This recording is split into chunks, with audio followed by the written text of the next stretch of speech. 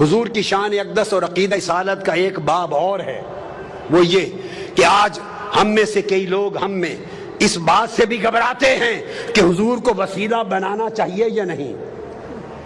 آقا اپنی پیدائش سے پہلے بھی پوری کائنات کا وسیلہ تھے،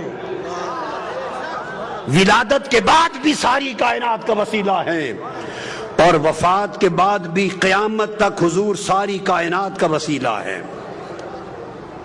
آپ سمجھے میری بات؟ اور یہ خیال کہ توسل کا کوئی بیان نہیں ہے عقیدہ دین میں اور توحید میں، یہ بھی انکار۔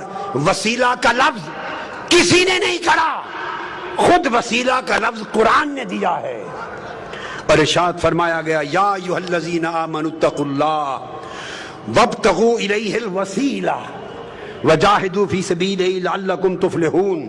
ایمان والو، اللہ سے ڈرو اور اللہ کا قرب پانے کے لیے اس تک کوئی وسیلہ تلاش کرو۔ سورہ مائدہ آیت نمبر 35، پھر اللہ پاک نے فرمایا اولئک الذین یدعون یبتغون الی ربہم الوسیلہ ایہم اقرب ویرجون رحمتہ۔ یہ لوگ جو پوجا کرتے، عبادت کرتے ہیں، کچھ لوگ ملائکہ کی، فرشتوں کی پوجا کرتے ہیں، کچھ لوگ جنات کی کرتے تھے، کچھ لوگ حضرت عیسیٰ کی، کچھ حضرت عزیر کی، کچھ ان کے بت بنا کے پوجا کرتے۔ قرآن نے کہا جن کی یہ عبادت کرتے ہیں، خواہ وہ حضرت عیسیٰ ہیں یا حضرت عزیر، خواہ وہ جنات ہیں یا ملائکہ، جن کے بت بنا کے عبادت کرتے ہیں، قرآن نے کہا ان کا اپنا عالم یہ ہے کہ یبتغون الی ربہم الوسیلہ، وہ خود خدا کا قرب چاہنے کے لیے وسیلہ تلاش کرتے ہیں۔ ایہم اقرب، کہ کون خدا کے زیادہ قریب ہے تاکہ اسے وسیلہ بنائے اور خدا کا قرب پالے۔ تو قرآن مجید نے اللہ کے مقرب بندوں کو وسیلہ بنانا قرآن نے نص کے ذریعے واجب بنا دیا۔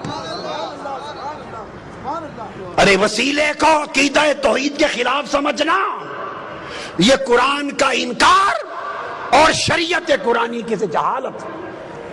پوچھو حضرت یوسف علیہ السلام سے، جب ان کے والد حضرت یعقوب علیہ السلام کی بینائی چلی گئی تھی اور ان کے 11 بھائی حاضر ہوئے مصر میں، جب وہ وزیر تھے، بادشاہ تھے مصر کے، اور بتایا کہ حضرت یعقوب آپ کے والد آپ کے غم میں، جب ملاقات ہو گئی تھی، غم میں رو رو کے بینائی دے بیٹھے۔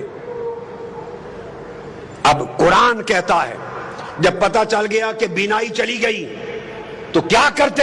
یوسف علیہ السلام ہاتھ اٹھا کے دعا کرتے، عرض کرتے باری تعالیٰ میرے والد حضرت یعقوب کی بینائی لوٹا دے۔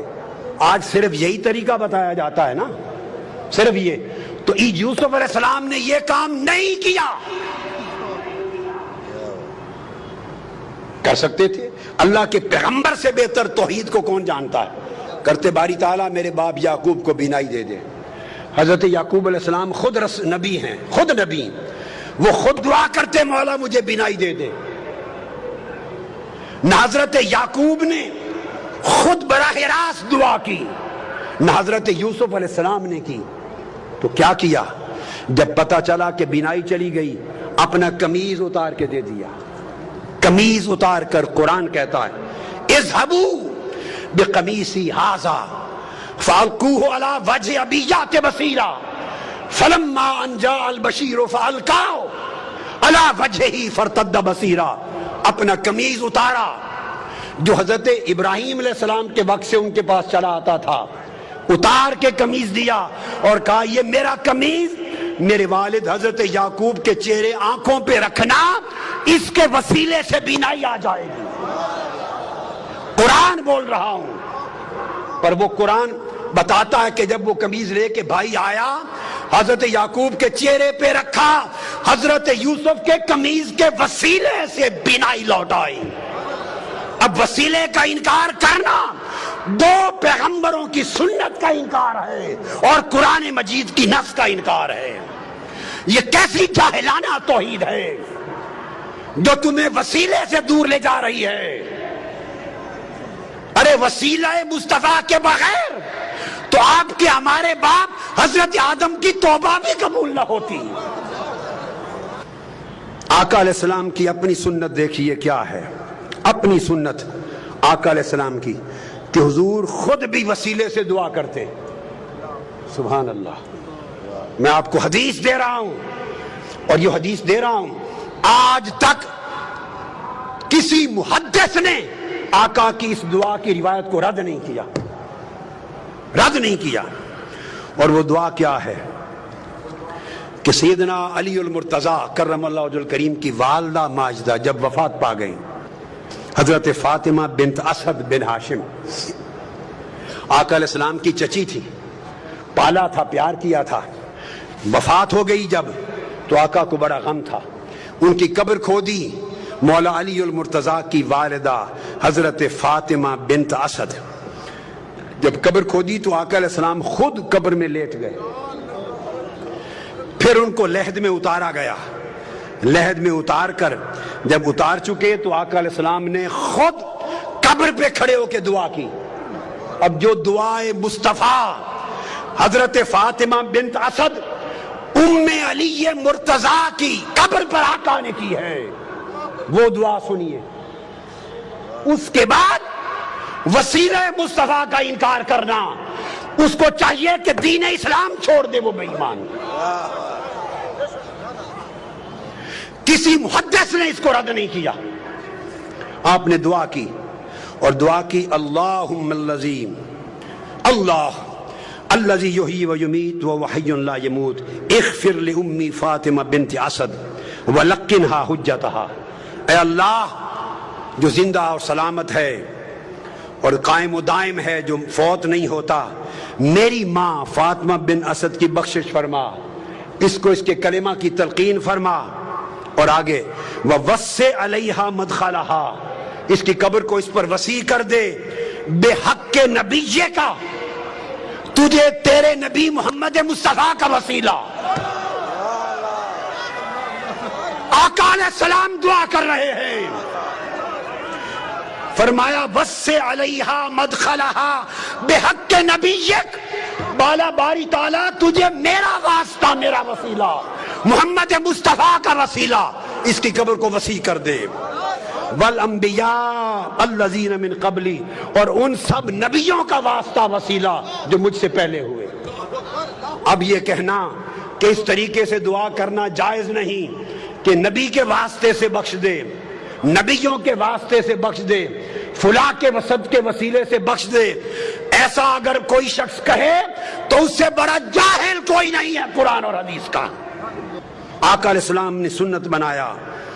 اس حدیث کو سنیے. امام طبرانی نے روایت کیا، امام ابو نعیم نے روایت کیا، امام حیثمی نے روایت کیا، امام ابن حبان نے روایت کیا، امام حاکم نے روایت کیا اور کہا رجال الصحیح ہیں، اس حدیث کے رجال سند صحیح ہے. یہ آقا علیہ السلام نے خود اپنے وسیلے سے دعا کی. ارے جب آقا علیہ السلام کی ولادت بھی نہ ہوئی تھی، حضرت عمر فاروق رضی اللہ تعالیٰ عنہ روایت کرتے ہیں، سرکار فاروق اعظم، اور اس حدیث کو امام حاکم نے روایت کیا، امام بیہقی نے، اور امام حاکم نے کہا ھذا حدیث صحیح الاسناد.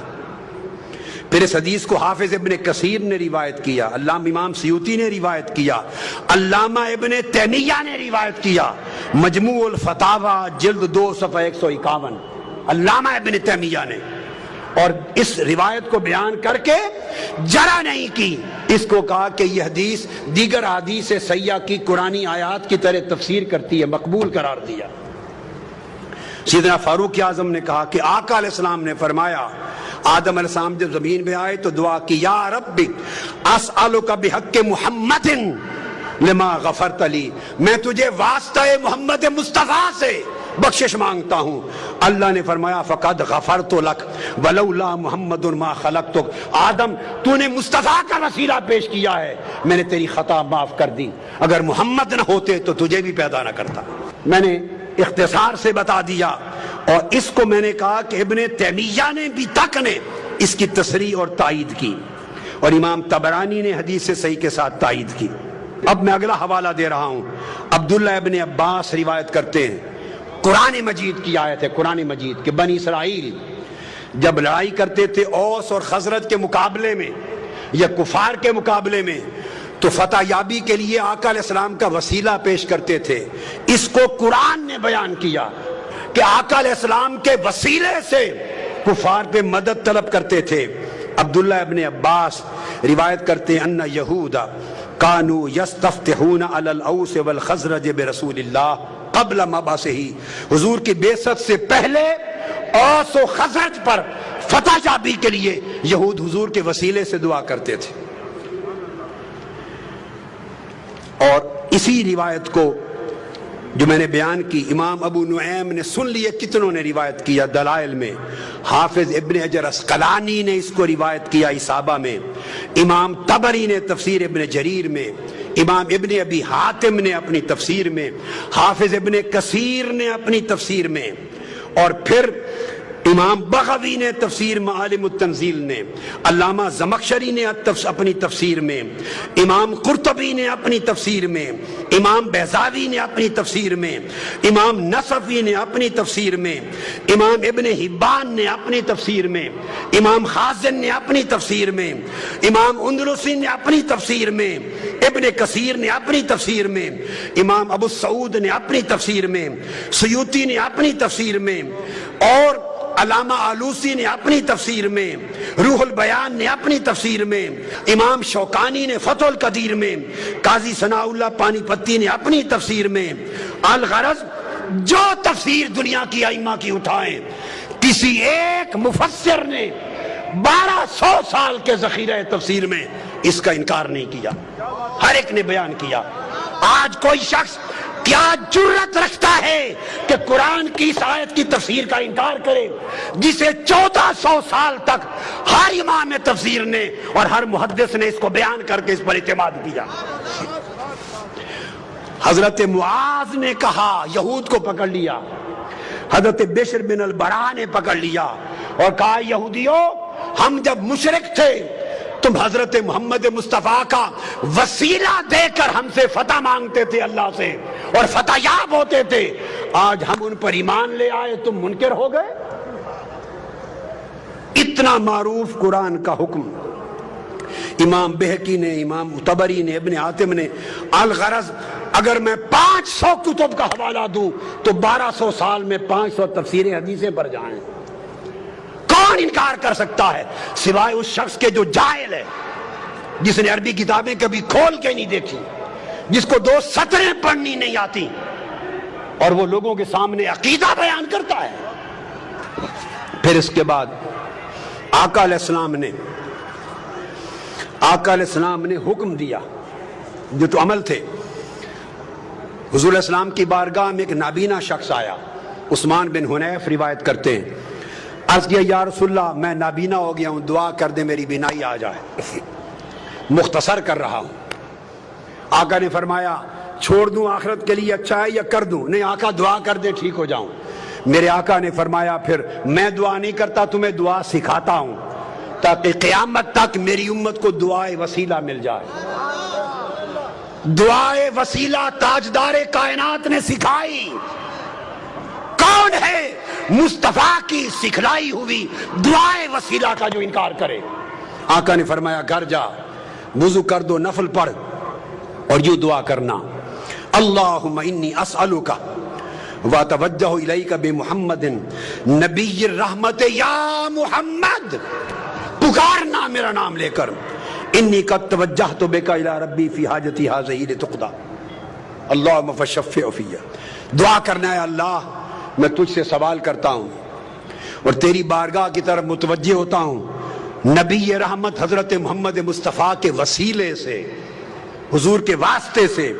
یہ کہہ کر آقا نے فرمایا پھر مجھے پکارنا, کہنا یا محمد. آج لوگ کہتے ہیں کہ حضور کو پکارنا جائز نہیں. ارے جائز ناجائز کی شریعت آپ نے اور میں نے بنائی ہے.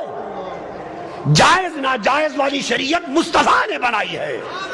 یہ حق نہ تجھے ہے نہ مجھے ہے, یہ حق مصطفیٰ کو ہے. مصطفیٰ خود فرمائیں گھر جا کے دعا کر کے مجھے پکار کے کہنا یا محمد. تم حضور کے منکر ہو. یہ کہہ کر انہوں نے دعا کی یا محمد آپ کے وسیلے سے اللہ سے مانگتا ہوں. تو پھر حدیث پاک میں آتا ہے آگے اس نے حضور کے وسیلے سے دعا مانگی. عثمان بن حنیف کہتے ہیں ابھی ہم بیٹھے ہی تھے, مجلس ختم نہ ہوئی تھی کہ وہ شخص بینا ہو کر پلٹ کر آ گیا مصطفیٰ کی بارگاہ میں. حضور کے وسیلے سے دعا مانگنے کی دیر تھی کہ بینا ہی لوٹ آئی. یہ حضور کی حیات پاک تھی. اب بعض لوگ یہ کہتے ہیں کہ وفات کے بعد حضور کو نہیں پکارنا چاہیے, اور وفات کے بعد آج حضور سے نہیں مانگنا چاہیے, وفات کے بعد حضور کا کوئی وسیلہ نہیں. ارے خدا کے بندو, اپنے من گھڑت دین کو لوگوں کو بیان کر کے گمراہ نہ کرو, وہ دین بیان کرو جو مصطفیٰ نے سکھایا ہے. اب یہی حدیث امام طبرانی روایت کرتے ہیں, اور امام بیہقی روایت کرتے ہیں, امام منذری روایت کرتے ہیں, اور لکھتے ہیں ھذا الحدیث حدیث صحیح. کوئی یہ نہ کہے کہ حدیث ضعیف دے رہا ہوں. ائمہ نے حدیث کو صحیح لکھا. کہتے ہیں وہی شخص حضرت عثمان غنی کا زمانہ تھا, وہ حیات تھا, وہ جس کی بینائی لوٹ آئی تھی حضور کے وسیلے والی دعا سے. ایک اور شخص تھا, اس کو کوئی کام تھا سیدنا عثمان غنی کے بعد. وہ بار بار جاتا, دروازے کے بواب اسے ملنے نہ دیتے, اس کی حاجت پوری نہ ہوتی. وہ پریشان ہو گیا. اچانک اس کی ملاقات عثمان بن حنیف والی روایت میں, وہ جو نابینا تھا, حدیث الدریر, جو بینا ہو گیا تھا حضور کے وسیلے سے, اس سے ہو گئی. اس نے کہا آؤ گھر جا کے یہ دعا پڑھو اور حضور کو پکارو یا محمد. آقا علیہ السلام کا دور گزر گیا, سیدنا عثمان غنی کا زمانہ ہے. اس نے پھر دعائے وسیلہ پڑھی, یا محمد پکارا. پکار کے پلٹا, سیدنا عثمان غنی کے دروازے پر گیا ہی تھا, جو بواب اسے کھڑا نہیں ہونے دیتا تھا, اس نے بازو پکڑا اور عثمان غنی کی کرسی کے ساتھ جا کے بٹھا لیا. وہیں اس کا کام ہو گیا. اور محدثین فرماتے ہیں کہ اس سے ثابت ہوا کہ قیامت تک جب حاجت ہو تو وسیلہ مصطفیٰ کی ان کلمات کے ساتھ دعا کی جائے.